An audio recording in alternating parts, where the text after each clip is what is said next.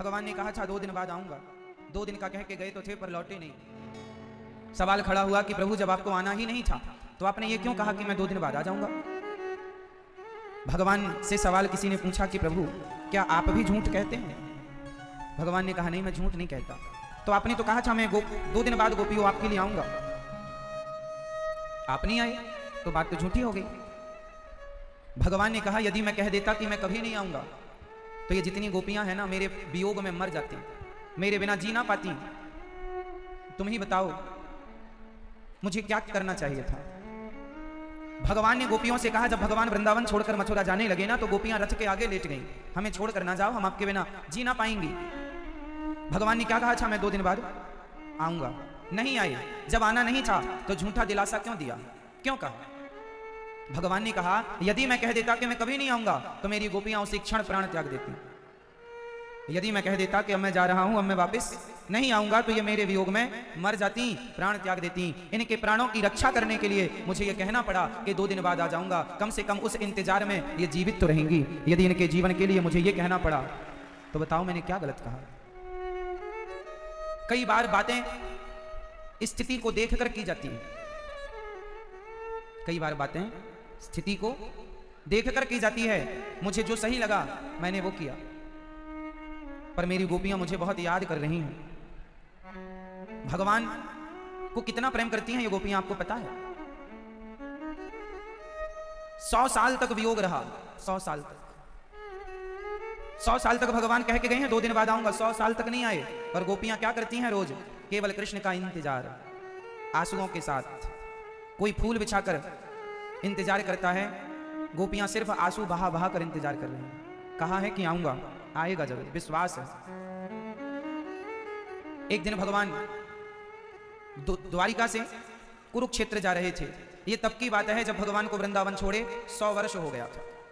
100 साल बाद आज पहली बार भगवान द्वारिका से कुरुक्षेत्र की तरफ गए।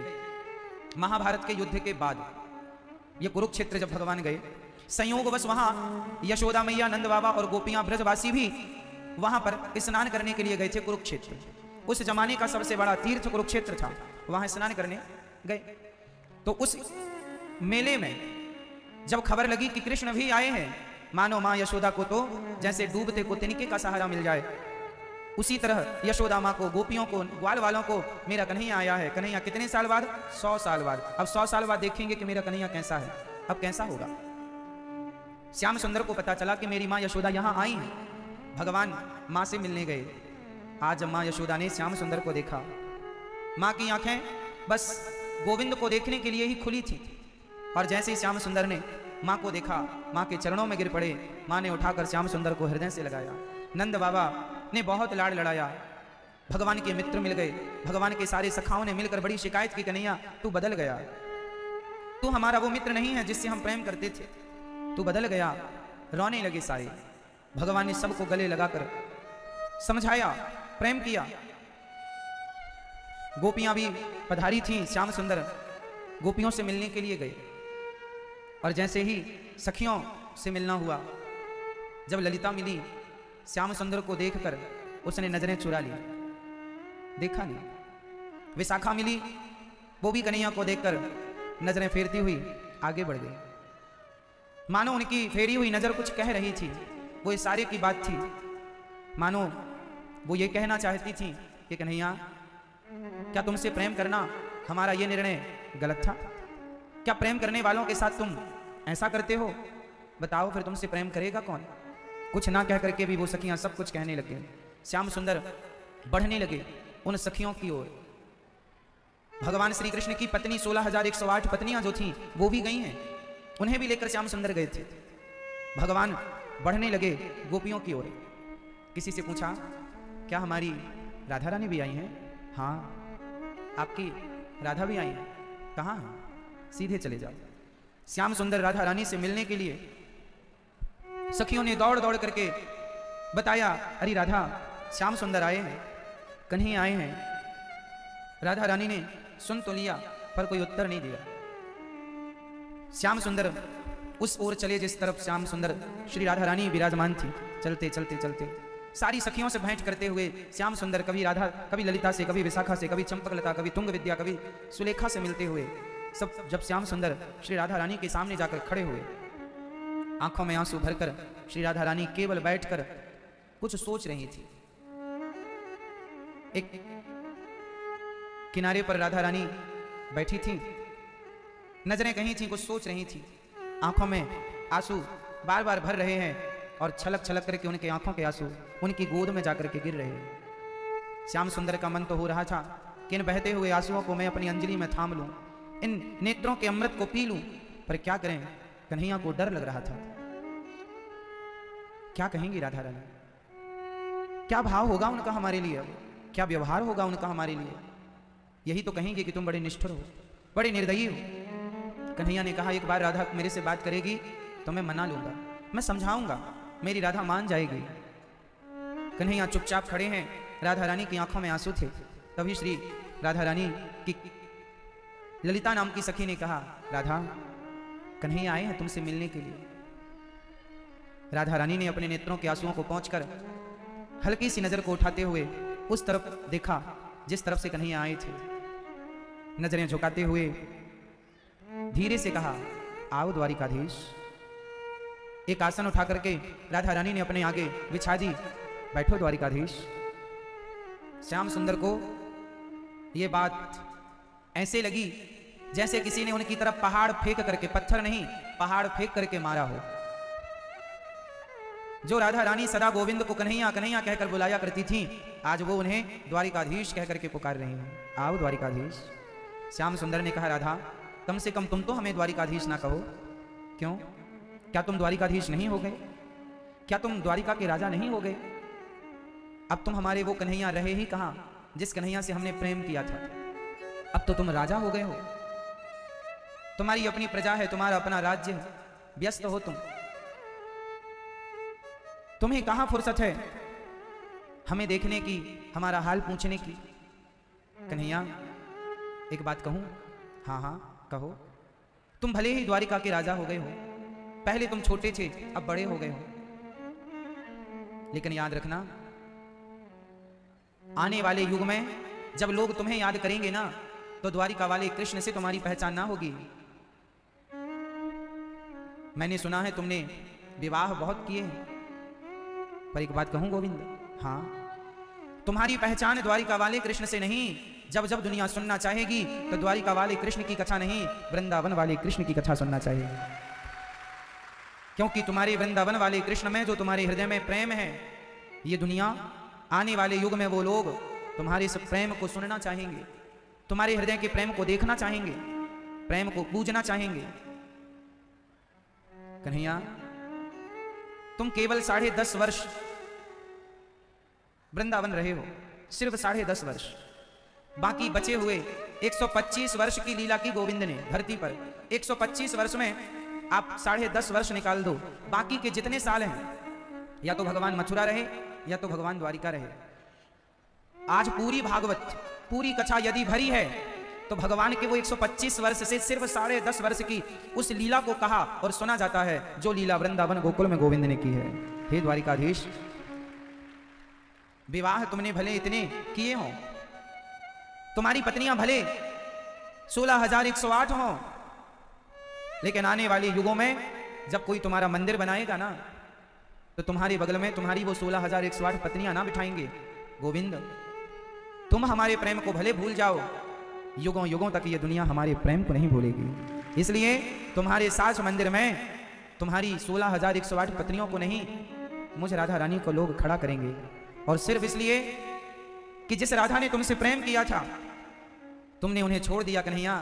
लेकिन हम सबका मानना है कि उस प्रेम को, उस प्रेम के मूल्य को तुम यदि कभी चुका सकते हो, तो तुम्हारे उस राधा रानी के प्रेम को छोड़ने का, ठुकराने का यही दंड है कि तुम सदा सदा के लिए अब राधा रानी के हो जाओ। हे गोविंद, उसके बाद देखिए, जब भगवान के मंदिर बनाए गए तो निर्णय लिया गया, क्या कहें, श्याम सुंदर के बगल में रुक्मणी जी को बिठाएं कि राधा रानी को बिठाएं। ये बड़ा कंफ्यूजन था। फिर ये डिसीजन कैसे हुआ, ये निर्णय कैसे हुआ? पत्नी रुक्मणी जी हैं, और खड़ी श्री राधा रानी है, तो ये किसने ये डिसीजन लिया होगा और इस निर्णय को मान्यता किसने दी होगी? जब मंदिर बनाए गए बड़ा कंफ्यूजन था, बड़ा कंफ्यूजन था। तभी निर्णय लेने के लिए एक संत जी को आज्ञा दी गई कि आप पता लगाओ। तब दुर्वासा जी, ये उन दिनों की बात है जब द्वारिका के राजा श्याम सुंदर थे। एक बार द्वारिका श्री दुर्वासा जी पधारे। दुर्वासा ऋषि द्वारिका के जंगल में जाकर बैठे। खबर लगी कि ऋषि आए हैं, तो भगवान श्री कृष्ण रुक्मणी के साथ दुर्वासा जी का स्वागत करने गए, चरणों में प्रणाम किया और परिक्रमा लगाई। महाराज द्वारिका चलो। ठीक है हम चलेंगे, परंतु हमें ले चलोगे किस पर? भगवान ने अपना रथ तैयार किया, ये सोने का रथ आपके लिए, बैठो।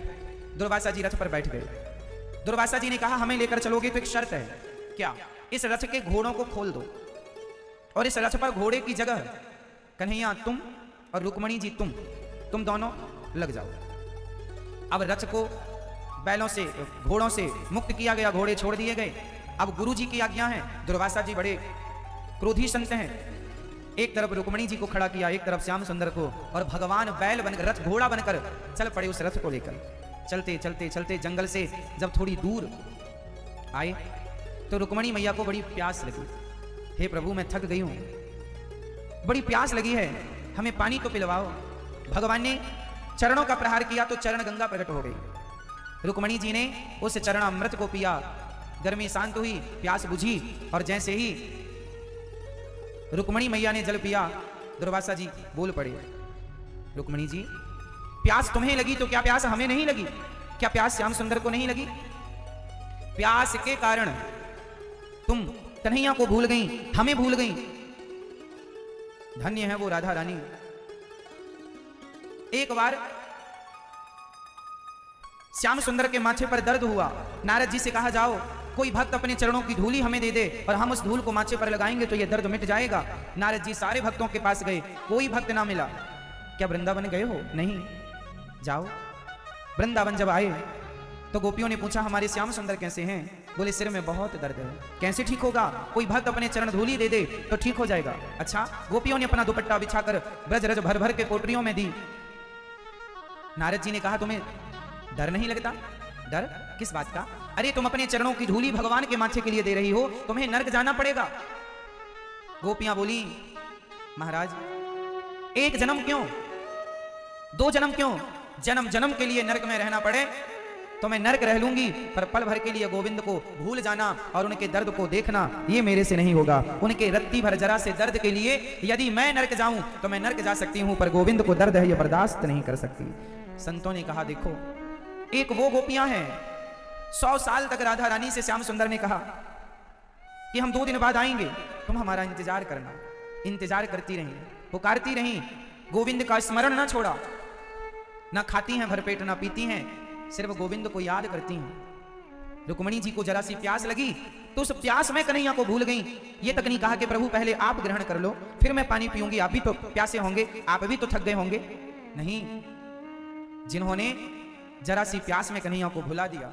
पर धन्य है कि जिन्हें कन्हैया तुम्हारे संग है तो तुम भूल गई, और गोपियों के संग नहीं है फिर भी वो उन्हें याद रखती हैं। इसलिए प्रेम की प्रतिमूर्ति श्री राधा रानी है, प्रेम का सागर श्री राधा रानी है। इसलिए मंदिर में रुक्मणी जी नहीं, राधा रानी भगवान की पत्नी भी है। राधा कौन तत्व है? राधा लक्ष्मी तत्व ही है। रुक्मणी जी और राधा जी को अलग नहीं मानना चाहिए, ये दोनों एक ही तत्व हैं, एक ही 2 रूपों में विभक्त हो गए। देवी भागवत में तो एक बात भी लिखी है कि जब श्याम सुंदर मथुरा चले गए कन्हैया को, राधा रानी को छोड़कर, तो राधा रानी ने दूसरा अवतार लिया। एक रूप से तो वो राधा ही रही, पर राधा रानी ही रुक्मणी बनकर के प्रकट हुई, और राधा रानी ने ही प्रेम पत्र लिखा। और श्याम सुंदर से जो पहला विवाह हुआ रुक्मणी जी का, वो रुक्मणी जी कोई और नहीं, राधा रानी ही रुक्मणी के रूप में उपस्थित थी। ये देवी भागवत में ये कथा लिखी है कि राधा ही रुक्मणी जी। तो राधा जी से भी विवाह हुआ है भगवान श्री कृष्ण का। गर्गाचार्य जी गर्ग संहिता में लिख रहे हैं, गर्ग संहिता में अध्याय नंबर 16 में ये बात लिखी है कि भगवान श्री कृष्ण का राधा जी से विवाह हुआ है। इसलिए मंदिर में श्याम सुंदर के साथ राधा रानी खड़ी है। जब द्वारिकाधीश कुरुक्षेत्र पहुंचे और राधा रानी से वार्ता हुई, भेंट हुई, तो मिलना जुलना सबका हुआ। भगवान श्री कृष्ण की 16,108 पत्नियां आईं। एक कथा यह भी है कि रुक्मिणी जी ने बहुत सुना था कि राधा नाम की कोई स्त्री है जो कृष्ण से बहुत प्रेम करती है, तो रुक्मिणी अम्बा ने परीक्षा लेनी चाहिए, परीक्षा लेनी चाहिए। अब आप कहेंगे कि जब रुक्मिणी और राधा एक हैं तो फिर परीक्षा लेने की जरूरत क्या है? तो देखो, एक तो हैं पर रूप तो दो हैं, लीला तो दो हो रही हैं। जैसे त्रेता युग में परशुराम जी भी भगवान के अवतार हैं और राम जी भी भगवान के अवतार हैं, लेकिन परशुराम जी को भगवान राम पर संदेह हो गया जब धनुष टूटा और परशुराम जी को गुस्सा आया कि हमारे शिव के धनुष को किसने तोड़ा। क्या परशुराम जी भगवान थे तो उन्हें पता नहीं था कि राम जी साक्षात भगवान है, नारायण है, उन्होंने धनुष तोड़ा? पता सब था, लेकिन वो लीला करनी थी। उस लीला से समाज को कुछ संदेश देना था। तो हर लीला के पीछे एक मैसेज होता है, एक संदेश होता है। तो वो संदेश तक पहुंचने के लिए कई बार ये लीलाएं की जाती हैं। जैसे माता सती साक्षात जगत जननी है, उन्होंने राम की परीक्षा ले ली। ये कैसे भगवान? पता सब था। क्या राम जी को पता नहीं था कि मेरी सीता रावण लेकर गया? पर राम जी कैसे कह रहे हैं, हे सीता कहाँ हो, हे सीता, जंगल जंगल ढूंढ रहे हैं, मेरी सीता कहाँ है, मेरी सीता कहाँ? क्या राम जी को पता नहीं था कि रावण ले गया? वो तो सब जानते थे, पर वो क्या करनी थी? उनको लीला करनी थी। तो वो लीला है, उसके पीछे का मैसेज है। तो आप इन कथाओं को संदेह की दृष्टि से ना देख लीजिएगा, लीला की दृष्टि से देखिएगा। संदेह की दृष्टि से देखेंगे तो संदेह हो जाएगा कि ऐसा क्यों, पर लीला की दृष्टि से अब भगवान श्री कृष्ण यशोदा पुत्र, जगत का पालनहार, मक्खन चुरा चुरा के खाते हैं। क्या उन्हें मक्खन की भूख थी क्या, या मक्खन की कमी थी? खाना था तो मांग कर खाते, क्या मांगने से नहीं मिलता? चोरी करते हैं। ये क्या है, क्या है ये? जोर से, ये लीला है। भगवान की कथा को इस लीला के भाव से देखना चाहिए, लीला की दृष्टि से देखना चाहिए। और ये एक लीला है, इसे लीला के भाव से जब आप देखेंगे बहुत अच्छा लगेगा। प्रिय भक्तों, रुक्मिणी मां को लगा कि देखो तो सही कि राधा कितना प्रेम करती हैं, तो राधा रानी के प्रेम की परीक्षा लेने के लिए रुक्मिणी मां चली। दूध का कटोरा भरकर, जो दूध बिल्कुल गर्म था, भाप उससे बहुत गर्म था, मतलब भाप से उंगली जल जाए इतना गर्म, खौलता हुआ दूध कटोरे में भरा चली। और राधा रानी कहाँ हैं? जाकर सबसे पहले दासी मिल गई। क्या आप ही राधा हैं? ना, मैं तो राधा रानी की चरण सेविका हूं। अच्छा, तुम दासी हो? रुक्मिणी मां ने कहा, अरे ये दासी इतनी सुंदर है। और आगे चली, आप राधा रानी हैं? नहीं, मैं उनकी वस्त्र सेविका हूं। वस्त्र सेविका मतलब उनके वस्त्रों को धुलना, उनके वस्त्रों का रख रखाव करने की सेवा मेरी है। और आगे चली रुक्मिणी मां, अच्छा आप राधा रानी हैं? नहीं, मैं उनकी सखी सेविका हूं, अंग सेविका हूं। अंग सेविका, ये अंग सेविका मतलब सदा में उनके संग रहती, अंग संग साथ रहती, अंग सेविका हूं। और आगे चली, रुक्मिणी जी कंफ्यूज हो गई कि जिनकी सखियां इतनी सुंदर हैं। रुक्मिणी मां को ये भी लोग कहते हैं कि घमंड इस बात का हो गया कि मैं बहुत सुंदर हूं। उस सुंदरता के अहंकार को तोड़ने के लिए ये लीला रची गई। और जब राधा रानी के सामने जाकर पहुंची तो उनके तेज को देखकर मां रुक्मिणी के नेत्र बंद हो गए। इतनी सुंदर थी माता श्री राधा रानी। देखती रह गई मां रुक्मिणी। हाथ में कटोरा भरा दूध से श्याम सुंदर ने आपके लिए भेजा, ये कहकर देखो, श्याम सुंदर ने भेजा है। ये सुनते ही राधा रानी उछल कर खड़ी हो गई, मेरे कन्हैया ने भेजा है, लाओ। और गरम गरम पूरा दूध पी लिया। आई थी परीक्षा लेने प्रेम की कि देखती हूँ कितना प्रेम कन्हैया से है, कन्हैया का नाम लेकर दूध दूंगी, देखती हूँ कि गर्म लगता है कि नहीं। पर कृष्ण नाम का प्याला मीरा ने पी लिया, जहर का प्याला मीरा ने पी लिया, तो गर्म दूध क्या था, राधा रानी ने पी लिया। रुक्मिणी जी वहां से गई, रात्रि हुई, श्याम सुंदर के चरण दबा रही थी, तो देखा कि कन्हैया के चरणों में फफोले पड़े थे। प्रभु, ये आपके चरणों में फफोले कैसे? क्या बताऊं रुक्मिणी, मेरे चरण तो सदा राधा रानी के हृदय में होते हैं। आज उसने गरम गरम दूध पी लिया, उसके हृदय में तो कुछ नहीं, मेरे पांव में जलन हो गई, क्योंकि मेरे चरण उनके हृदय में थे। श्री राधा रानी का ये प्रेम था। आज सारी सखियां भगवान कृष्ण की पत्नी 16,108 पत्नियों ने हाथ जोड़कर कहा, यशोदा मैया पहली बार अपनी सास का दर्शन कर रही हैं, चरणों में प्रणाम किया। मां, हमने सुना है कि कृष्ण जब चले गए तो उनके जाने के बाद गोपियां बहुत रोईं, बहुत याद किया। जरा बताओ कि उन्होंने किस तरह से याद किया, किस प्रकार कृष्ण के जाने पर गोपियों की स्थिति बनी, दशा बनी। यशोदा मां ने कहा, उस दशा का मैं वर्णन नहीं कर सकती। कृष्ण ने कैसी बाल लीलाएं की, कैसे कैसे ब्रज में लीलाएं की, हमें ये सारी कथा सुनाओ, सब कुछ बताओ। यशोदा मां बोली मैं सब तो बता सकती हूं, पर कृष्ण जब छोड़ कर गए तो उनके जाने के बाद क्या स्थिति थी, मैं उस स्थिति का निरूपण वर्णन नहीं कर सकती। कह करके यशोदा मैया ने मना कर दिया, मैं सुना नहीं सकती। कृष्ण का मैं ये तो सुना सकती हूं इसने लीला क्या क्या की मेरे सामने की, पर इसने जब छोड़ दिया हम सबको, चला गया, तो हम सबकी क्या स्थिति हुई, उस स्थिति का मैं वर्णन नहीं कर सकती। अब कौन सुनाए? तो श्री बलदाऊ जी की मां माता रुक्मणी, माता यशोदा मां ने तो मना कर दिया, तब अब कौन सुनाए? तो श्री बलदाऊ जी की मां, बलदाऊ भैया की मां बैठ गई। सब पत्नियां भगवान की 16,108 पत्नियां हाथ जोड़कर बोल रही हैं कि रोहिणी मां आप ही सुनाओ। रोहिणी मां के चरण पकड़कर, चरण चूमकर बोली पत्नियां भगवान की हमें सुनाओ। माता विराजमान हो गई रोहिणी मां, और रोहिणी मैया जब बैठी, सारी सखियां 16,108 पत्नियां श्रोता बनकर बैठी, और माता रोहिणी ने जो सुनाना शुरू किया। द्वार पर खड़ा कर दिया सुभद्रा को, देखना कोई अंदर ना आए, क्योंकि डिस्टर्ब एक बार यदि मेरा ध्यान भंग हुआ तो मैं फिर कथा ना सुना पाऊंगी। सब स्तब्ध हो गए, शांत चित्त से बैठे, और चारों तरफ से बंद कर दिया गया। एक द्वार पर खड़ा कर दिया गया माता सुभद्रा को, कोई अंदर ना आए। और जैसे ही कथा स्टार्ट हुई कि उसी समय भगवान श्री कृष्ण आ गए और बलराम जी आ गए। तो कृष्ण और बलराम को सुभद्रा बहन ने द्वार पर रोक दिया, भैया यहीं रुको। क्यों अंदर क्यों नहीं जा सकते? मां कथा सुना रही है, आपकी कथा। अच्छा तो हम भी सुने। तो द्वार पर बैठकर माता सुभद्रा, बलभद्र और श्याम सुंदर तीनों बैठ गए और कथा सुनने लगे वो भी। अब रुक्मणी, अब माता रोहिणी मैया कथा सुनाने लगी, और जब कथा सुनाई कि कैसे श्याम सुंदर का जन्म गोकुल में, मथुरा में हुआ, वो गोकुल आए, यशोदा की कन्या को लेकर गए, कैसे वो बड़े हुए, कैसे उन्होंने मैया यशोदा को मैया कहकर बुलाया, कैसे वो माखन खाए, कैसे वो गैया चराने गए, कैसे कालिया नाग पर नृत्य किया, कैसे एक उंगली से पहाड़ उठाया, किस प्रकार उन्होंने राक्षसों का पूतना का वध किया, किस प्रकार गोपियों को रास रचाकर आह्लादित किया, किस प्रकार उनका दर्शन करने के लिए देवता और स्वयं ब्रह्मा और शिव आते थे। सारी बात बताई। कहते कहते कहते एक दिन ऐसा भी दिन आया जब कन्हैया को लेने के लिए अक्रूर जी को कंस ने भेजा, और जब अक्रूर जी के साथ श्याम सुंदर चले गए तो उनके जाते ही गोपियां, यशोदा, हम सब ऐसी हो गई जैसे पानी के बिना मछली हो जाती है, निष्प्राण। जिस दिन से कन्हैया गए हैं ना, उस दिन से इस ब्रजमंडल में किसी के बेटे का विवाह नहीं हुआ, कोई उत्सव नहीं हुआ, किसी के घर दिया नहीं जला, किसी के घर पकवान नहीं बने।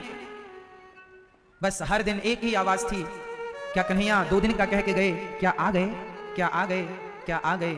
बस कृष्ण के प्रेम में इन गोपियों की ये हालत है, सुबह से शाम तक पागलों की तरह खुद से ही बातें करती रहती। यशोदा की ऐसी हालत है, जिस पलने पे कन्हैया को कभी झुलाया करती थी, अब वो खाली पलना हिलाकर कहती है कन्हैया सो जा। कभी कन्हैया के खाली उस पलने पे हाथ फेरती हुई कहती है कन्हैया कब तक सोएगा, जागना नहीं है। जिस गाय के थन में मुंह लगाकर दूध पिया करते थे कन्हैया, गंगी उसका नाम था, उस गाय की हालत बताऊं सखी। जब कन्हैया गए ना तो वो उनकी तरफ देखती रही, और आज तक वो गंगी उनकी तरफ देख रही है, मानो जाने का तो देखा, अब पलकें नहीं झपकाती इसलिए कि अब आ रहे हैं, अब आ रहे हैं, अब आ रहे हैं। वो गाय न पेट भर घास खाती, न पेट भर पानी पीती।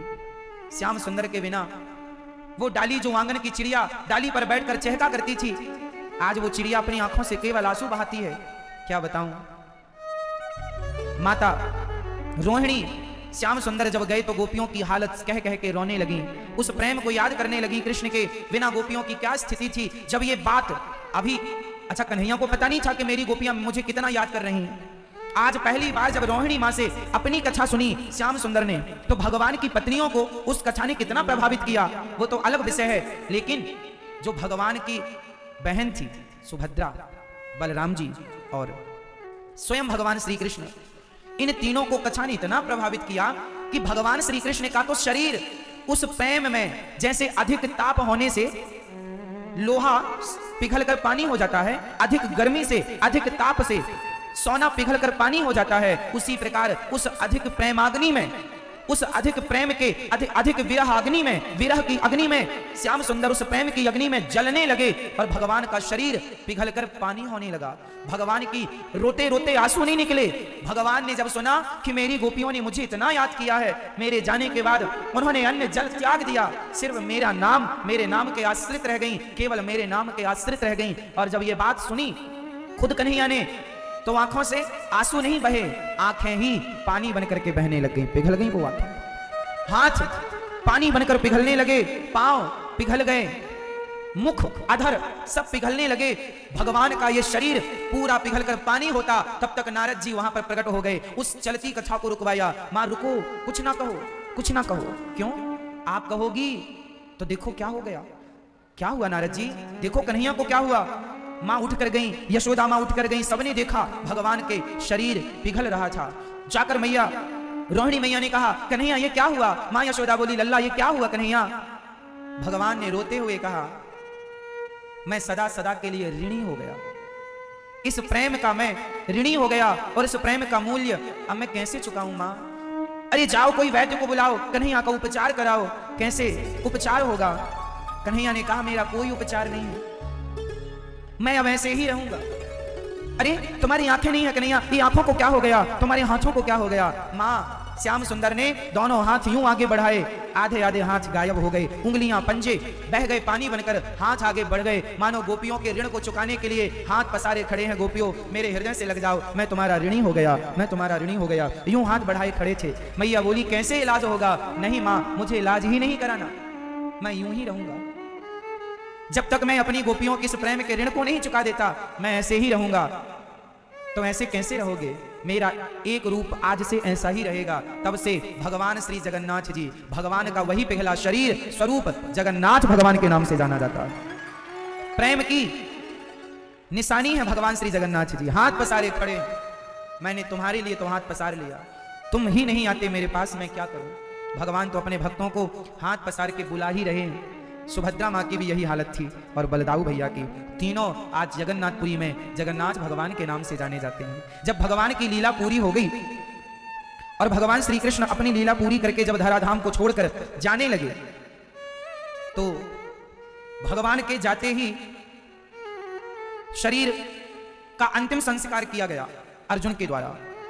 जब भगवान के शरीर का अंतिम संस्कार हुआ तो भगवान का पूरा शरीर तो जल गया, पर भगवान का हृदय नहीं जला। अर्जुन ने भगवान से कहा प्रभु ये आपकी क्या लीला है। भगवान ने कहा अर्जुन मेरे उस शरीर के हृदय को निकालकर समुद्र में डाल दो। समुद्र में डाला गया। समुद्र की लहरों ने उस हृदय को ले जाकर जगन्नाथपुरी पहुंचाया, और उसी समय इंद्रद्युम्न नाम के राजा ने जगन्नाथ जी का मंदिर बनवाया। तो स्वयं भगवान वहां पर पहुंचे, कहा कि मैं 1 महीने में मूर्ति तैयार करूंगा, कोई अंदर ना घुसे। तो भगवान ही वहां पर गए बनाने के लिए, स्वयं भगवान ही उस रूप में तैयार हुए जगन्नाथ जी के रूप में। और भगवान का वो हृदय जब जगन्नाथपुरी पहुंचा समुद्र के रास्ते, तो उस हृदय को लेकर जगन्नाथ जी के हृदय, जगन्नाथ जी के भीतर उनके हृदय में उस हृदय को स्थापित किया। आज भी जब 2 आषाढ़ आते हैं, जब पुरुषोत्तम महीना 2 आते, मतलब जब आषाढ़ का महीने, आषाढ़ के महीने में जब पुरुषोत्तम महीना आता है, मतलब 2 आषाढ़, जैसे इस बार भी पुरुषोत्तम महीना आ रहा है तो 2 सावन हो रहे हैं। इस बार श्रावण कितने हैं? सावन 2। जब 2 आषाढ़ आते हैं तब जगन्नाथ भगवान का हृदय परिवर्तन होता है। आज भी लाखों साल से यह परंपरा है, तब से बहुत पुरानी ये परंपरा है। तो भगवान का हृदय स्थापित किया गया जगन्नाथ जी में, और आज जगन्नाथ जी कोई मूर्ति नहीं है, प्रत्यक्ष भगवान का वही स्वरूप है जो गोपियों को प्रेम में देखकर, भगवान उनके प्रेम को सुनकर उनकी ये स्थिति, ये हालत हुई। आज वही हाल में जगन्नाथ भगवान खड़े हैं। इसलिए भगवान ने कहा घनश्याम ने उद्धव से वृंदावन जरा जाना, वहां की गोपियों को ज्ञान का कुछ तत्व समझाना। विरह की वेदना में वे सदा बेचैन रहती हैं, तड़प कर आह भरती हैं और रो रो कर ये कहती हैं, है प्रेम जगत में सार और कुछ सार नहीं। मन कर ले, मन कर ले, मन कर ले प्रभु से प्यार और कुछ सार नहीं। गोपियां हमारी याद में रो रही हैं, उद्धव जी तुम चले जाओ। एक बार हमारी गोपियों को जाकर कह दो कि वो रोया ना करें। कहा उद्धव ने हंसकर, मैं अभी जाता हूँ वृंदावन, जरा देखूं कि कैसा है कठिन अनुराग का बंधन है, कैसी गोपियां जो ज्ञान बल को कम बताती हैं, निरर्थक लोक लीला का यही गुणगान गाती हैं। उद्धव जी को आज भगवान ने कहा, जाओ मेरी गोपियों को जरा ज्ञान देकर आओ। उद्धव जी ज्ञान देने आए हैं प्रेमी गोपियों को। ज्ञानी और प्रेमी भगवान तक पहुंचने के दो रास्ते हैं, एक ज्ञान मार्ग, एक प्रेम मार्ग। ज्ञान के रास्ते से ज्ञानी बनोगे ना तो शायद कभी घमंड आ भी जाए, शायद अभिमान आ जाए और ज्ञानी का पतन हो सकता है अभिमान से। पर भक्ति के रास्ते पर कोई चले तो ज्ञानी भगवान को पकड़ता है, और जो भक्त होता है वो भगवान को कभी नहीं पकड़ता। भक्त तो छोटे से बच्चे की तरह होता है, बच्चा कभी अपनी माँ को नहीं पकड़ता, माँ स्वयं बच्चे को पकड़कर चलती है। इसलिए ज्ञान मार्ग से श्रेष्ठ मार्ग भक्ति मार्ग और प्रेम मार्ग है। इसलिए ज्ञानी उद्धव प्रेमी गोपियों के पास जा रहे हैं, प्रेम की पाठशाला में जा रहे हैं। चले मथुरा से जब कुछ दूर वृंदावन निकट आया, वहीं से प्रेम ने अपना अनोखा रंग दिखलाया। बिटप झुक कर ये कहते हैं, इधर आओ इधर आओ, पपीहा कह रहा पी कहाँ ये भी तो बतलाओ। नदी यमुना की धारा शब्द हरिहर का सुनाती है, भ्रमर गुंजार से भी यही मधुर आवाज आती है प्रेम जगत में सार और कुछ सार नहीं, मन कर ले प्रभु से प्यार और कुछ सार नहीं। गोपियां प्रेम का पाठ पढ़ती हैं। उद्धव जी का दुपट्टा कांटों में उलझ गया, सुलझाने लगे तो कांटों ने दुपट्टा फाड़ दिया। अरे कांटे तुमने हमारा दुपट्टा फाड़ दिया, क्या करें, तुम ज्ञानी जो बनकर जा रहे हो, ज्ञान के पहाड़े को ऐसे ही फाड़ दिया। गोपियों ने कहा, उद्धव जी से कांटों ने कहा, जैसे हमने आपके दुपट्टे को फाड़ दिया ऐसे गोपियां तुम्हारे ज्ञान के घमंड को अभिमान को फाड़ देंगी, क्योंकि ये प्रेम की नगरी है। यहाँ ज्ञानी बनकर नहीं प्रेमी बनकर प्रवेश करना। भगवान को पाना है तो ज्ञान के बल से नहीं, प्रेम। इसलिए राम ही केवल प्रेम प्यारा, इसलिए भगवान से प्रेम करना सीखो मेरी माँ। भगवान जब मिलेंगे तब प्रेम के बल पर मिलेंगे, इसलिए प्रेम करो। भगवान से कितना प्रेम करना चाहिए? जितना हम अपने बेटे से परिवार से करते हैं, कहीं ज्यादा प्रेम भगवान से करें। भगवान को क्या चाहिए? मानहु एक भगति कर नाता। मैं दूसरा नाता नहीं मानता, मैं केवल भक्ति के नाते को मानता हूं, केवल प्रेम को समझता हूं। अच्छा ये बताओ मेरी माँ, आप लोग क्या समझती हो? आप लोग प्रेम समझती हो कि नहीं? आप लोग किसके भूखे हैं ये बताओ, जोर से और जोर से और जोर से कहो। आपका पति आपको नारियल दे, एक मिठाई का डिब्बा दे, एक माला पहनाए, 2 अगरबत्ती जला के आरती उतारे और प्रणाम करके आपको और पड़ोसन के पास चला जाए, आप खुश रहेंगी? क्यों? बोलो मेरी मां, आप प्रसन्न हो जाएंगी? जब एक नारियल, एक मिठाई का डिब्बा और एक हार और 2 अगरबत्ती से आप खुश नहीं होती तो भगवान को आप इतने से ही तो खुश करना चाहते हैं। आप भी भगवान को क्या देते हैं? एक मिठाई का डिब्बा, एक पुष्प, हार, 2 अगरबत्ती, माला पहनाई, 10, 20, 50, 100, 200, 1000 रुपए। फिर आप जैसी महिलाएं, स्त्रियां जब इन वस्तुओं की भूखी नहीं है तो आपको क्या लगता है भगवान नारियल के भूखे हैं, मिठाई के डिब्बे के भूखे हैं, तुम्हारे 100, 200, 1000 रुपए के भूखे हैं? भगवान को जो चाहिए वो आप देते ही नहीं। आप लोग भगवान के साथ केवल फॉर्मेलिटी करते हैं। पूजा आपकी करे आपका पति और प्यार पड़ोसन से करे तो आप खुश नहीं हो सकती। ऐसे ही आप करते हैं, पूजा तो भगवान की करते हैं पर प्यार संसार से करते हैं। आप लोग, आप पूजा भगवान की करते हैं पर प्यार किससे करते हैं? बेटा मेरा, बेटी मेरी, पत्नी मेरी, परिवार, पैसा, दुकान, मकान, सबसे प्यार है और भगवान की केवल पूजा है। पुरुषों से भी यही सवाल कि पति, तुम्हारी पत्नी तुम्हें माला पहनाए, नारियल चढ़ाए, मिठाई का डिब्बा चढ़ाए और तुम्हारी पूजा करके आरती उतार के और चली जाए पड़ोसी के साथ शॉपिंग करने, पिक्चर देखने, अच्छा लगेगा आपको? पूजा पर्याप्त नहीं है। आप मेरी पूजा ना करो, आप प्रेम करो। क्यों मेरी मां? आप पूजा पसंद करती हो या प्रेम? तो आप लोग भगवान से प्रेम करती हो या पूजा? सही बोलना, अभी तक जो करती आई हो, अभी तक तो तुम पूजा ही करती आई हो। पूजा एक औपचारिकता है, पूजा प्रेम नहीं हो सकती। पूजा और प्रेम अलग अलग है। पूजा तो कोई किसी की कर सकता है, प्रेम थोड़ी किसी से हो सकता। पूजा तो आप गुरु जी घर में आते हैं, आप गुरु जी की पूजा कर लेती हो। अतिथि आते हैं, अतिथि की पूजा कर लेती हो। गणेश उत्सव आया, गणेश जी की पूजा कर ली। महाशिवरात्रि आई, शिव जी की पूजा कर ली। रामनवमी आई, राम जी की पूजा कर ली। कृष्ण जन्माष्टमी आई, कृष्ण जी की पूजा कर ली। पूजा तो सबकी है। बताओ प्यार किससे है? भगवान पूजा से नहीं मिलेंगे। तुम्हारी सास, तुम्हारे बाप दादे मर गए पूजा कर करके। गोपियां पूजा नहीं करती भगवान की, गोपियां प्रेम करती। नरसिंह मेहता ने पूजा नहीं की भगवान की, प्रेम करते। मीराबाई ने भगवान की कभी पूजा नहीं की, प्रेम किया। और आप क्या करते हैं? प्रेम नहीं, जहां जाएंगे बस पूजा करेंगे। कल मैं गया हनुमान जी के मंदिर, क्योंकि हनुमान जयंती थी। एक मंदिर गया, वहां हनुमान जी के मुंह में मिठाई चिपकी थी। कल की बात कह रहा हूं, यहीं इंदौर की। मिठाई चिपकी थी मुंह में। ये हमारी माताएं, हमारे समाज के लोग, हमारे देश के लोग आज क्या चाहते हैं? भगवान के से लिपट जाएं, भगवान के छू लें भगवान को। वो पूजा को ही भक्ति मा, पूजा भक्ति नहीं है। समझो, पूजा भक्ति नहीं है। पूजा भक्ति नहीं है, पर भक्ति पूजा है। पूजा भक्ति नहीं है, पर भक्ति पूजा। पूजा प्रेम नहीं है, पर प्रेम पूजा है। बात समझ में आ रही है?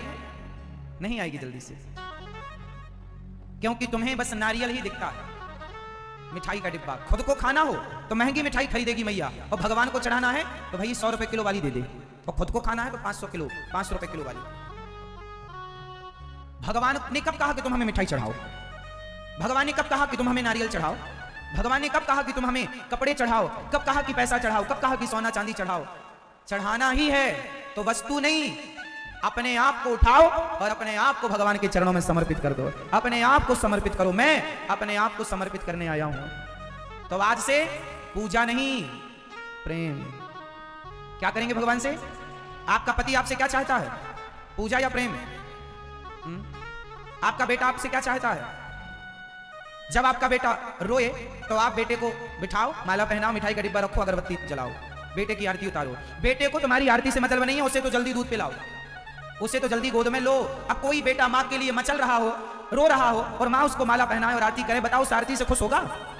नारियल से खुश होगा? जब नारियल से आप खुश नहीं हो सकते, भगवान हो जाएंगे? कितना सस्ता बना रखा है ना आप लोगों ने। 10 रुपए का नारियल, 20 रुपए का नारियल। तुम्हारा बस चले तो 20 रुपए के नारियल से तुम दिन भर घर में पोछा लगवाओ भगवान से। हे भगवान यहां और साफ करो। तो बहू के बेटा क्यों नहीं हुआ? जरा बताओ, बेटी क्यों हो गई? तुम्हारा बस चले, तुम नौकर बना के रखो भगवान को। आज भी बहुत लोगों ने भगवान को नौकर ही समझा। हे भगवान ये काम हो जाए हमारा, 2 किलो लड्डू चढ़ाएंगे। अरे तुम्हें शर्म भी नहीं आती? भगवान क्या है तुम इस तत्व को ही ना जान पाए, और चल रही है तुम्हारी भक्ति। तो भगवान से क्या करेंगे मेरी माँ? क्या करेंगे मेरी माँ? गोपियां थी वृंदावन और भगवान थे मथुरा। मथुरा से वृंदावन कितने दूर है? 10 किलोमीटर। गोपियां प्रेम करती थी भगवान से, बोलो हाँ। तो जब प्रेम करती थी तो भगवान से मिलने मथुरा क्यों नहीं गई? उत्तर दो आप। जाके आपकी तरह मथुरा चली, सवेरे जाती, 2 घंटे पैदल का रास्ता है। 10 किलोमीटर मतलब 2 घंटा लगेगा पैदल, और कितना लगेगा? गोपियां चाहती तो सवेरे जाती, कन्हैया से मिलती और शाम तक वापस आप लोगों की तरह जाती, भगवान के मुंह में मिठाई चिपकाती, लिपटती और आ जाती। लेकिन गोपियों ने ऐसा नहीं किया। क्यों नहीं किया? क्योंकि वो प्रेम करती हैं। और प्रेम की परिभाषा क्या है? चलो बताओ, आप प्रेम करते हो अपने बेटे से, बेटी से, पति से, पत्नी से, मां से, बाप से, किसी से तो आप प्यार करते ही होंगे। बताओ प्यार की परिभाषा क्या है? बोलो मेरी मां, प्यार की परिभाषा क्या है? बताओ प्रेम किसे कहते हैं? उत्तर दो मेरी मां। मैया उत्तर दे दो मेरी मां। प्रेम करती हो ना? प्रेम करते करते कुछ लोगों के बाल पक गए। बताओ जरा प्रेम किसे कहते हैं? मैया बताएंगी, आगे वाली। बताओ मेरी मां, प्रेम किसे कहते हैं? हम देख रहे हैं कि आप प्रेम बहुत करते हैं, पर प्रेम की परिभाषा नहीं पता। प्रेम किसे कहते हैं? आप बताओ। हाँ, बच्चों से, भगवान से जो करते हैं वो प्रेम है। तो क्या करने को प्रेम कहते हैं? ऐसे ऐसे करने को प्रेम कहते हैं, ऐसे करने को प्रेम कहते हैं। कैसे करने को प्रेम कहते हैं? प्रेम क्या है? भगवान से प्रेम की परिभाषा है तत्सुख सुखित्वम। हम जिससे प्रेम करते हैं उसके सुख में ही हम अपना सुख मान लें, इसी का नाम प्रेम है। सामने वाले का सुख ही हमारा सुख है ना? गोपियों को लगा कि कृष्ण यदि हमारे बिना सुखी हैं तो हम जाकर उनके सुख में बाधा नहीं बनना चाहती, यदि वो हमारे बिना सुखी हैं तो वो रहें, उनकी खुशी ही हमारी खुशी, हम उनके बिना यूं दूर खड़ी आंसू बहाती रहेंगी। हमारा प्रेम सच्चा होगा तो हमें उनके पास नहीं जाना पड़ेगा, वो खुद चल के हमारे पास आएंगे। ये प्रेम है, प्रेम है। और इंसानों से ऐसा प्रेम ना करना, भगवान से ही करना मेरी माँ, वरना आप जिससे प्यार करती हो कहो नहीं अब वो आए तो ठीक है। दो कौड़ी के इंसान से प्यार ना कर लेना, भगवान से प्रेम करो, सच्चा प्रेम करो भगवान से। भगवान प्रेम, सुदामा ने प्रेम किया, ग्वाल वालों ने प्रेम किया, इसलिए मोहन प्रेम बिना नहीं मिलते, चाहे कर लो कोटि उपाय। बिना प्रेम के भगवान, तो आज से आप लोग क्या करेंगे भगवान से?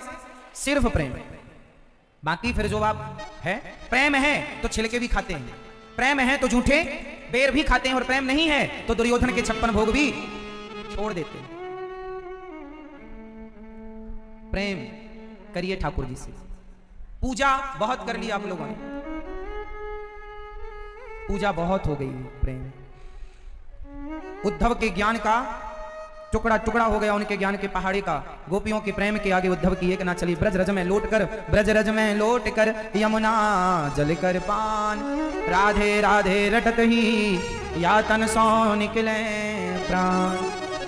भगवान का चिंतन करते करते बस उद्धव जी ब्रज रज में लौट करके आए और खो गए भगवत चरणों में। कन्हैया तुम बड़े निष्ठुर हो। राधा रानी से बोले हमें ब्रज की लता बता बनाओ। क्यों निष्ठुर हो? क्योंकि तुम कन्हैया गोपियों को छोड़कर आए। भगवान बोले मैं एक पल के लिए नहीं छोड़ा। भगवान ने तब अपने हृदय में पूरे ब्रजमंडल का दर्शन कराया। उद्धव जी आपको ज्ञान का घमंड हो गया था, उस ज्ञान के अभिमान को मिटाने के लिए मैंने आपको प्रेम की पाठशाला में भेज दिया, वृंदावन धाम। अब प्रेमी बनकर आए हो, अब आप हमारे योग्य हो गए हो, अब हमारे लायक हो गए हो। बिना प्रेम के भक्त भगवान के योग्य नहीं होता। कई बार ना ज्ञान का अभिमान आ जाता है लोगों को, अरे हम तो ज्ञानी हैं, हम कम है क्या? इसलिए भगवान स्वीकार करने में थोड़ा आनाकानी करते हैं। भगवान उन्हें स्वीकार करते हैं जो निष्कपट होकर निष्काम समर्पित हो जाते हैं। मैं आपकी हो गई, मैं आपका हो गया, हे प्रभु हमें स्वीकार कर लो। अब भगवान ने उद्धव जी से कहा चलो द्वारिका। भगवान का विवाह रुक्मिणी मां से हुआ। दूसरा विवाह भगवान का सत्यभामा, दूसरा विवाह भगवान का जाम्बवती से हुआ। जाम्बवंत की बेटी जाम्बवती। जाम्बवती मतलब जाम्बवंत की बेटी। त्रेता युग वाले जाम्बवंत द्वापर युग में भगवान से अपना बेटी का विवाह करते हैं और जाम्बवती से भगवान का दूसरा विवाह संपन्न होता है। इसलिए भगवान से लगन लगाए रखो, आज नहीं तो अगले जन्म में। कभी ना कभी तुम्हारी मन की इच्छाएं यदि सच्ची और अच्छी हैं तो भगवान देर से सही सुन लेते हैं। आज नहीं सुनेंगे, माना कि कल। सत्राजित नाम के एक व्यक्ति थे द्वारिका में। सूर्य भगवान ने उन्हें मणि प्रदान की और मणि लेकर के वो गए। प्रसेन उनका भाई, भगवान ने मणि मांगी कि राजकोष में जमा करो, मना कर दी। प्रसेन सत्राजित के भाई मणि पहनकर जंगल गए और जंगल में एक शेर ने उनका शिकार कर लिया, मणि लेकर भागा। तभी क्या हुआ, मणि लेकर जब वो भाग रहा था शेर, तो जाम्बवंत जी ने छलांग मारी और शेर को झपट्टा मारकर पकड़ा और मारकर मणि अपनी बेटी को जाम्बवती को दे दिया। श्री जाम्बवंत जी ने भगवान को झूठा कलंक लगा कि आपने हमसे मणि मांगी थी, हमने नहीं दी, इसलिए आपने हमारे भाई को मारकर मणि चुरा ली। भगवान को झूठी चोरी लगा दी सत्राजित ने कि आपने हमारे भाई को मारकर मणि चोरी कर लिया। झूठा ही कलंक लगाया और भगवान इस कलंक को मिटाने जंगल गए। उस जंगल में बड़े बड़े राजा साथ में गए भगवान के, पर वहां प्रसेन मरा पड़ा। भगवान जंगल में देखे तो गुफा की तरफ पांव नजर आए। उस गुफा में गए तो एक कन्या उस मणि से खेल रही थी, मणि लेनी चाहिए तो जाम्बवंत जी आए और 27 दिन तक खूब युद्ध हुआ। 28वें दिन खूब पिटाई लगाई भगवान ने जाम्बवंत जी की। त्रेता वाले जाम्बवंत हैं ये। राम रावण के युद्ध में इनको तृप्ति नहीं मिली, युद्ध करके बोले प्रभु आपसे दो हाथ की हो जाए। भगवान ने कहा इस जन्म में तो नहीं होगी, अगले जन्म में करेंगे। तो उनकी इस जन्म की इच्छा इस जन्म में भगवान पूरी कर रहे हैं और खूब मार लगाई, खूब पिटाई लगाई। जाम्बवंत जी की नस नस ढीली पड़ गई और जाकर के जाम्बवंत जी चरणों में गिर पड़े, प्रभु अपराध क्षमा करो, क्षमा करो, क्षमा करो। भगवान ने कहा ठीक है। दूसरा विवाह जाम्बवती से हुआ। अब यहां एक बात समझने की है, भगवान को कलंक क्यों लगा? क्योंकि गणेश चतुर्थी की चंद्रमा को देख लिया था भगवान ने, इसलिए चोरी का झूठा कलंक लगा। आज मैं आप लोगों को एक प्रश्न पूछता हूं, उत्तर दीजिए। बताइए आप में से कितने लोगों को हिंदू होने में गर्व महसूस होता है कि हम हिंदू हैं, सनातनी हैं? गर्व है? नीचे कर लो अब हाथ। कितने लोग चाहते हैं कि हमारा देश हिंदू राष्ट्र बने? चाहते हैं? बताओ हिंदू राष्ट्र बने, ये आवाज हम सबकी है या नहीं? जोर से किस किस की है? तो बताओ भारत को हिंदू राष्ट्र कौन बनाएगा? कौन कौन कौन? भारत का प्रत्येक हिंदू, प्रत्येक बच्चा, प्रत्येक बच्ची, प्रत्येक पुरुष, प्रत्येक स्त्री ही हिंदू राष्ट्र बना सकती है या बना सकता है। वो कैसे, मैं आपको समझाता हूं। ऐसे हम लोग नारे लगाएं हिंदू राष्ट्र देश बनना चाहिए, हम बोल के चले जाएं इंदौर में हिंदू राष्ट्र बनना चाहिए, बनना चाहिए, तो बोल के चले जाने से बन जाएगा? कैसे बनेगा? बनना चाहिए, हम इस पर बात नहीं करेंगे। कैसे बनेगा, हम इस पर बात करेंगे। हम समस्या पर बात ना करें, हम समाधान पर बात करें। हिंदू राष्ट्र कैसे होगा? आप कितने लोग चाहते हैं कि हिंदू राष्ट्र हो? एक बार फिर अपनी हाजिरी लगाओ हाथ उठाकर। चाहते हो? अब कैसे बनेगा वो सुनो। हिंदू राष्ट्र यदि आप चाहते हैं भारत को, तो वो ऐसे बनेगा कि सबसे पहले आप हिंदू हो जाइए। और हिंदू कौन है? जो हिंसा करता हो वो हिंदू नहीं है। हिंदू सदा से अहिंसा का पुजारी रहा है। सबसे पहले अहिंसक बनो। मतलब मांस मछली जो तुम खाते हो, तुम मतलब जो खाते हैं उनका कहा जा रहा है। सबसे पहले तो मांस मछली, मांसाहार का त्याग करो, क्योंकि हिंदू सनातनी हम किसी की जान लेने पर विश्वास नहीं करते, हम जान बचाने पर विश्वास। तो पहला हिंदू वही है, अहिंसा ही परमो धर्म। बोलो अहिंसा ही, अहिंसा ही। यदि भारत का प्रत्येक सनातनी नशा मुक्त और मांस मुक्त हो जाए तो बताओ हिंदू राष्ट्र हो सकता है कि नहीं? पहला। दूसरा, आज कितने हिंदू, आप मुसलमानों को देखिए, वो टोपी लगाकर रखते हैं, उन्हें टोपी लगाने पर जरा भी शर्म नहीं आती। लेकिन आज हिंदुओं को कहा जाए कि तिलक लगाओ माथे पर, तो उन्हें शर्म आती है। और कोई तिलक लगा भी ले तो हंसने वाले मुसलमान नहीं होते, अपने खुद के हिंदू सनातनी हंसते, अरे तुमने तिलक लगाया, बड़े पंडित बन रहे हो। तो बताओ, जिस देश में जो सनातनी ऐसी बात करे, तिलक लगाना गौरव का विषय है ना कि हंसने का, अब अपने ही हंसेंगे तो ये हिंदू राष्ट्र कैसे होगा? सबसे पहले माथे पर तिलक लगा, स्त्री हो पुरुष हो, क्या लगाइए माथे पर? क्या लगाइए माथे पर? स्त्रियां कैसे तिलक लगाएं? व्हाइट कलर का वी बना के माथे पर और खड़ा लाल। इसका मतलब है ये व्हाइट कलर के भगवान के चरण होते हैं। तिलक इस भाव से लगाया जाता है कि ये भगवान के चरण हैं, सफेद ये, और बीच में जो लाल है वो माता लक्ष्मी जी हैं, और नीचे जो ये नीचे की नाक की तरफ है ये चरणों को रखने की आसन है। हमारी सनातन धर्म में सबसे पहली परंपरा रही है तिलक की परंपरा। कोई भी पूजा होती है, पंडित जी पहले तुम्हारे माथे पर तिलक लगाते।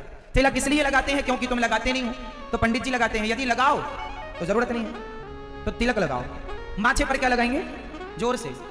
स्त्री पुरुष, अब जैसे कुछ जिनके पति नहीं होते, जो विधवा स्त्रियां होती हैं, उन लोग कहते हैं सवाल, महाराज जी क्या ये लाल वाला हम लगा सकती हैं?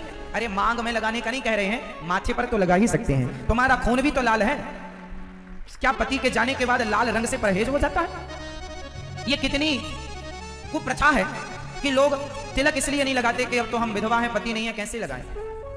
पति है तो भी लगाओ, नहीं है तो भी लगाओ। इस भाव से लगाओ कि ये भगवान श्रीमन नारायण के चरण हैं, और ये लाल चरणों के बीच में माता, जब माता लक्ष्मी मस्तक पर विराजेंगी तो घर में तो लक्ष्मी ही लक्ष्मी होगी। अपने द्वार पर भी शंख चक्र और तिलक लगाओ। चक्र सारे, जैसे भगवान सारे पापियों को चक्र से मारते हैं, द्वार पर चक्र हो तो नेगेटिविटी समाप्त हो, तिलक हो तो भगवान के चरण, शंख हो तो आपकी जय जयकार, शंख ध्वनि, और घर के ऊपर ध्वजा, सारे सनातनियों के घर के ऊपर झंडा हो, हनुमान जी का, राम जी का, और हाथ वज्र और ध्वजा विराजे, कांधे मूंज जनेऊ। लेकिन आपके घर में क्या लटक रहा है? जूता, टायर, गाड़ी का टायर। मतलब तुम इतने मूर्ख कभी नहीं थे जितने आज हो गए हो।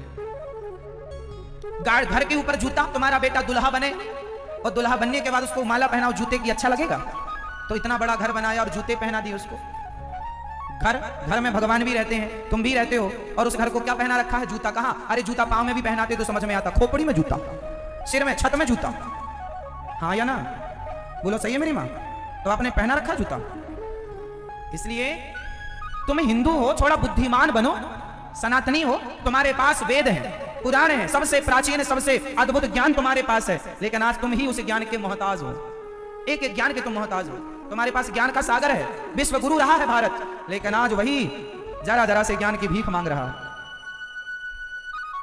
इसलिए यदि हिंदू राष्ट्र चाहते हो तो हिंदू राष्ट्र तब बनेगा जब आपके बच्चों को भगवद गीता याद होगी, रामचरितमानस की चौपाइयां याद होंगी। सिर्फ याद नहीं, रामचरितमानस की चौपाइयों और गीता के श्लोकों के आधार पर जिंदगी आप जीने लगेंगे। वो सिद्धांत है, रामचरितमानस की चौपाई और गीता जी के श्लोक क्या है? जीवन जीने के सूत्र हैं। उस आधार पर जिंदगी जिया करो। लेकिन नहीं, जॉनी जॉनी यस पापा याद करेंगे, पोयम पढ़ेंगे, बच्चों को पोयम पढ़ाएंगे, पर गीता का श्लोक याद नहीं कराएंगे। कितने लोगों को गीता का एक श्लोक याद है? जिनको याद है वो हाथ उठाएं। देखो ये हालत है। सनातनी हो, हिंदू राष्ट्र का सपना देखेंगे पर गीता नहीं पढ़ेंगे, हिंदू राष्ट्र का सपना देखेंगे रामचरितमानस नहीं पढ़ेंगे, हिंदू राष्ट्र का सपना देखेंगे पर माथे पर तिलक नहीं लगाएंगे। कैसे बनेगा हिंदू राष्ट्र? हिंदू राष्ट्र सरकार जब बनाएगी तो बनाएगी, पहले अपने घर को तो हिंदू राष्ट्र बना लो, मतलब अपने घर को पूर्ण रूप से सनातनी आदर्शों पर चला लो, आचार विचार अंदर से बाहर तक पूरे सनातनी हो। सनातनियों की पहचान क्या है? घर के आंगन में जाते ही राम नाम अंकित ग्रह शोभा वरन न जाए, नव तुलसी का वृंद तहां देख हरस कपिराई। सनातनियों का घर वो है जहां सबसे पहले तुलसी का दर्शन होता। आज किसके घर में पहले ही तुलसी है? द्वार पर, यदि नहीं है तो रखिएगा। छत पर तुलसी रखते हैं आप में से कुछ लोग, रखिए छत पर द्वार के सामने, द्वार पर। आजकल तो आंगन वाले घर नहीं होते ना, पहले आंगन वाले क्या होते थे? घर। आज आंगन वाले घर, तो फिर क्या करेंगे? द्वार पर तुलसी रखिए। महाराज जी हमारे घर में तुलसी सूख जाती है बार बार, तो 4-6 तुलसी रखो ना। तुलसी की क्यारी बनवाओ घर में जरा सी, और वहां खूब सारी तुलसी लगा दो। तुलसी का वन हो, जहां तुलसी का वन हो उसी को वृंदावन कहते हैं। वृंदा मतलब तुलसी का, वन मतलब वृंदावन। तुलसी 1-2 नहीं होनी चाहिए, घर में तुलसी 25-50 हो, चारों तरफ तुलसी हो। तुलसी होने के बहुत सारे फायदे हैं। ऑक्सीजन, इतना सा पौधा ऑक्सीजन 24 घंटे छोड़ता है, वरना पौधे लगभग रात को कार्बन छोड़ने लग जाते हैं, पर तुलसी रात को भी ऑक्सीजन देती है। पीपल, बट तुलसी सबसे छोटा पौधा केवल तुलसी है, 24 घंटे ऑक्सीजन देने वाला। इसलिए ज्यादा से ज्यादा घर में तुलसी हो। द्वार पर शंख चक्र हो, घर के ऊपर झंडा ध्वजा हो, और माथे पर तिलक हो, और वाणी में झूठ नहीं सत्य आपकी वाणी में विराजे। फिर देखो कैसे हिंदू राष्ट्र होता है हमारा देश। हम उस देश के वासी हैं जिस देश में गंगा,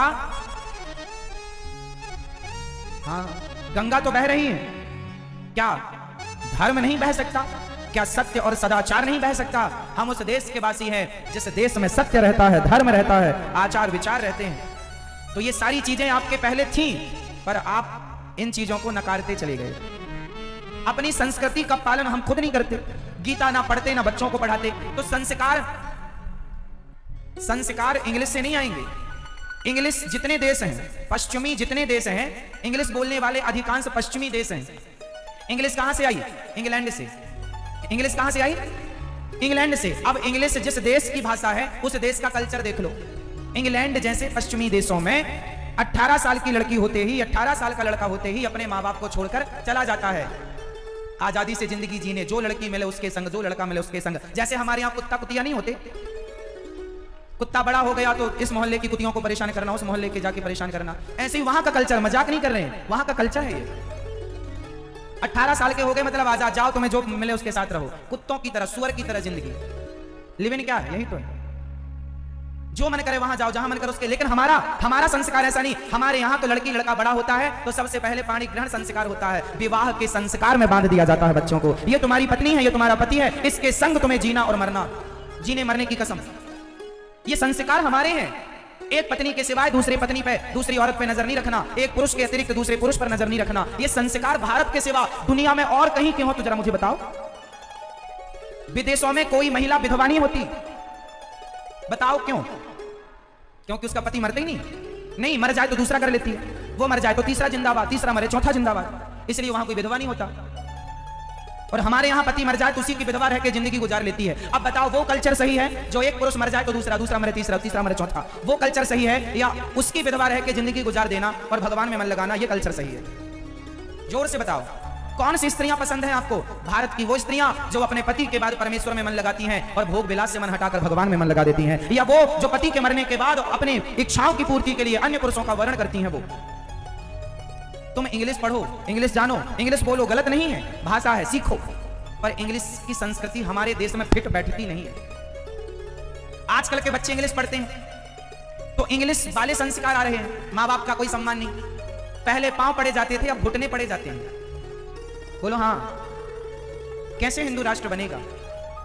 तुम तो इसे इंग्लिश राष्ट्र बनाने पर तुले हो।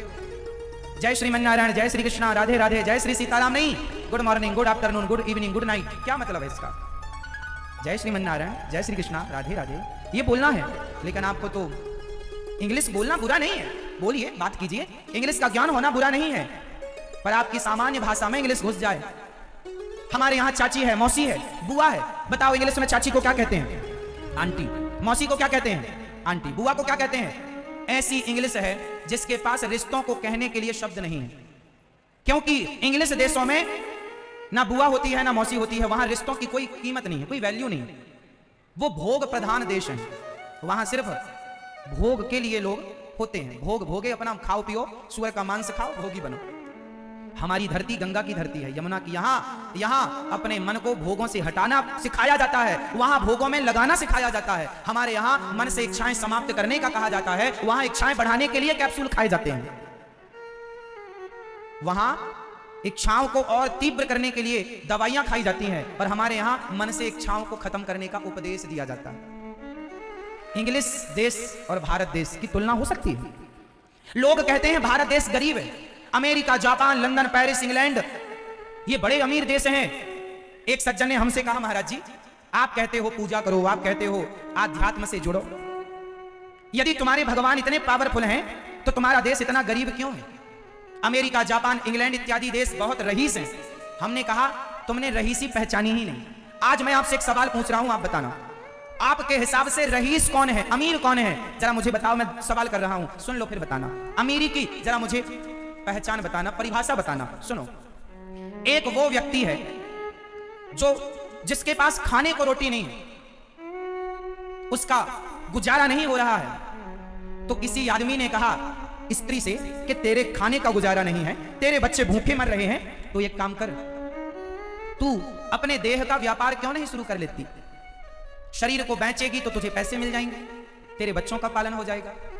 उस स्त्री ने कहा ना, पैसे कमाने के बहुत रास्ते हो सकते हैं, लेकिन हम भारत के लोग हैं, हम पैसे की चाह इतनी नहीं रखते। हमारे यहाँ तो कहा जाता है कि राम इतना दीजिए जामे कुटुंब समाए, मैं भी भूखा ना रहूं, साधु ना भूखा जाए। हम पैसे कमाते हैं, पर ये देखते हैं कि कहीं इस पैसे के चक्कर में हमारा धर्म तो नहीं जा रहा है। हम धन को छोड़ देते हैं पर धर्म को नहीं छोड़ते। ये हमारी संस्कृति है।